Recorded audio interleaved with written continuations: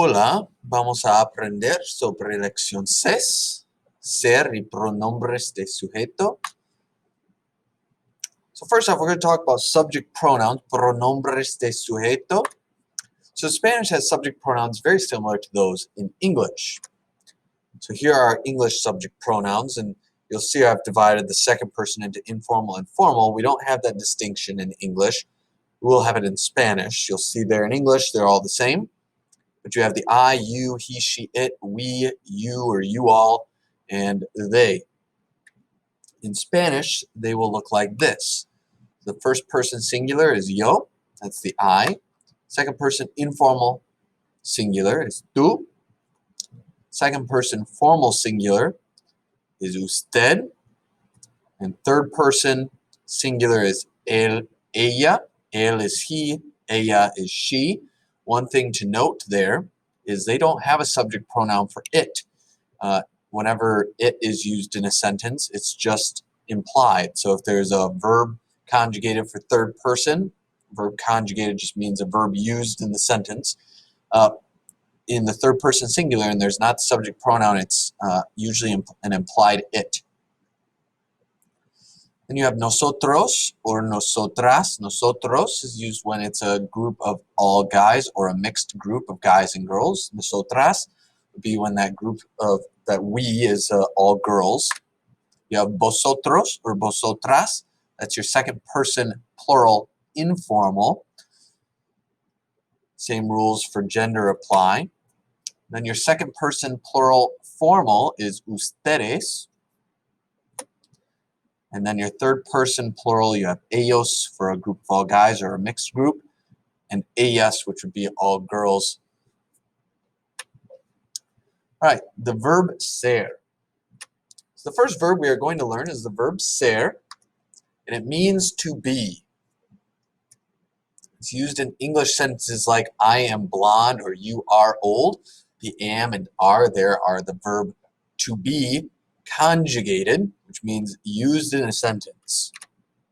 So the conjugations of ser, the way ser can be used in a sentence. Here is going to be our conjugations. And this chart is going to be kind of our big chart that you'll see this chart a lot this year. So just bear with us here as we go through these conjugations. If you don't understand what they mean yet, that's fine. So first person singular conjugation of ser, of to be, is soy. Second person singular informal is eres. Second person singular formal is es. Third person singular is es. The plural first person is somos. The plural second person informal is sois. The plural second person formal is son. And the third person plural is son. Now this will allow us to do what we call chart matching. And this is how we'll take a subject and match it with a verb conjugation that it will work with. So like in English, you have I as a subject, am is the verb. How do we know that am is the verb form of to be that we're going to use? That is the conjugation that matches with I. You don't say I are blonde. You say I am blonde. That is what we're going to be doing. We're going to be matching a subject with its corresponding verb conjugation. So for example, with the sentence, he is a man, he there is our subject, is our verb. So we go look at he, what's our subject that matches? That's going to be él down here, third person singular. And it's going to then match, same box in our verb conjugations, which would be es. Él es un hombre. I am a boy. We have our subject, which is I. And that would be the subject pronoun yo. And then it's going to match up with the corresponding box in the subject in the ser conjugations, which would be soy. So yo soy un chico, yo soy un muchacho. We are friends and all girls. So we would be the nosotras, because it's all girls. The same box in our ser conjugation is somos. So we have nosotras somos amigas. It is a pencil. Here we have the it. We don't have a subject pronoun for it in Spanish. But it is third person singular, and if there was, it would be in the same box as él and ella. So third person singular box. Then the third person singular box on the ser conjugations chart is es. So just es un lápiz. Wendy is the passenger. So in this one you have Wendy. We don't have a subject pronoun in our sentence. If that is the case, we go, what subject pronoun would we put in the place of that subject if we were to swap it out?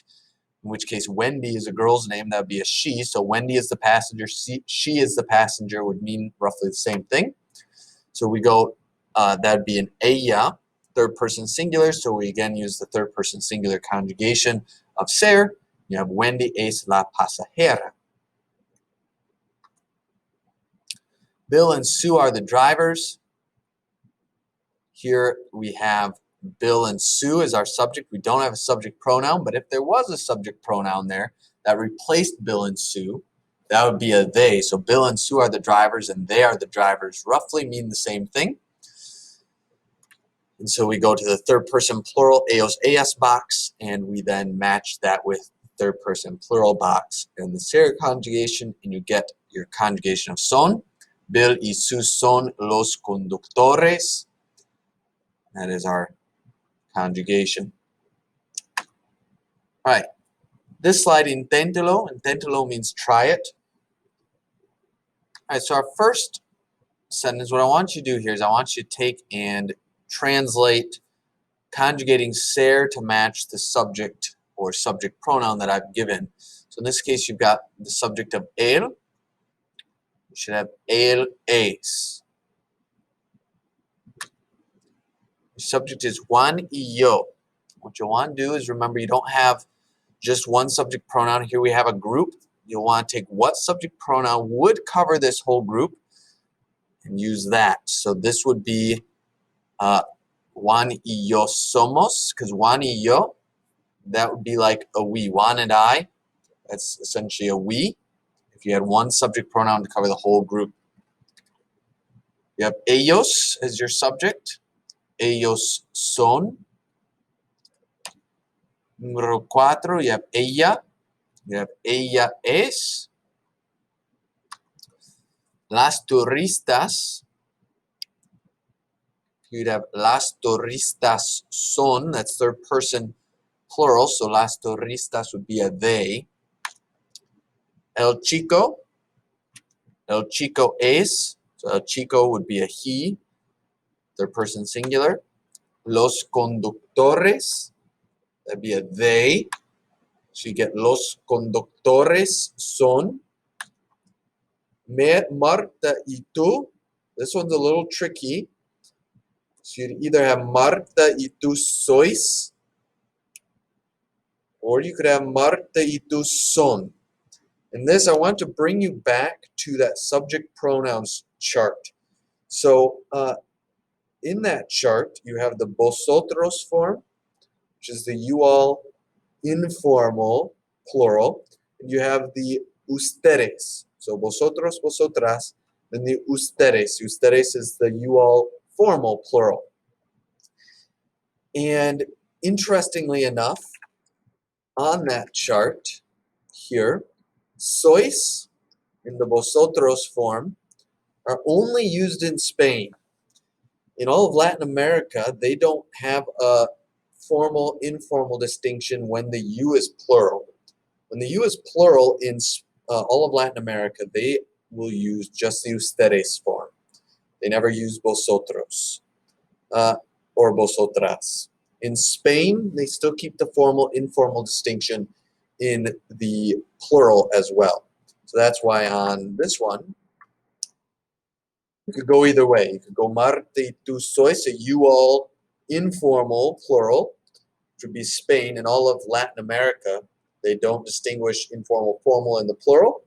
In the you-all, so they use the ustedes conjugation for that, which would be son. I use Latin American, so you'll hear me say not really use vosotros that much. In fact, we won't use vosotros as much. It won't be as much on tests and things like that. I still want you to know it. It'll come up every now and then, but it's not one that I'm going to stress as hard. All right, el fin.